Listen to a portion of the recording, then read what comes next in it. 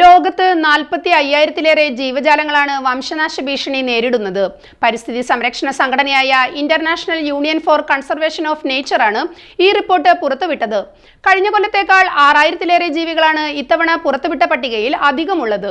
പ്രധാനമായും കാലാവസ്ഥാ വ്യതിയാനം, അധിനിവേശ ജീവിവർഗങ്ങളുടെ വർധന, മനുഷ്യന്റെ ഇടപെടൽ, നിയമവിരുദ്ധ കച്ചവടം, അനിയന്ത്രിത വികസന പ്രവർത്തനങ്ങൾ തുടങ്ങിയവയാണ് ഇവയുടെ വംശനാശത്തിന് കാരണം. ചിലിയിലെ അറ്റാകാമയിൽ കണ്ടുവരുന്ന കോപ്പിയപോവ കാക്ടി എന്ന ചെടി, ഏഷ്യയിലും ആഫ്രിക്കയിലും കാണപ്പെടുന്ന പിഗ്മി ആനകളായ ബോർണിയോ എലിഫന്റ്സ്, കാനറിയ ദ്വീപുകളിൽ കാണപ്പെടുന്ന ഗ്രാൻഡ് കാനറിയ ജെയിന്റ് ലിസാർഡ് എന്ന ഭീമൻ പല്ലി എന്നിവയെല്ലാം വംശനാശത്തിന്റെ വക്കിലാണെന്ന് റിപ്പോർട്ടിൽ പറയുന്നു. IUCN റിപ്പോർട്ട് പ്രകാരം 1000 പിഗ്മി ആനകൾ മാത്രമാണ് നിലവിൽ ഭൂമിയിലുള്ളത്.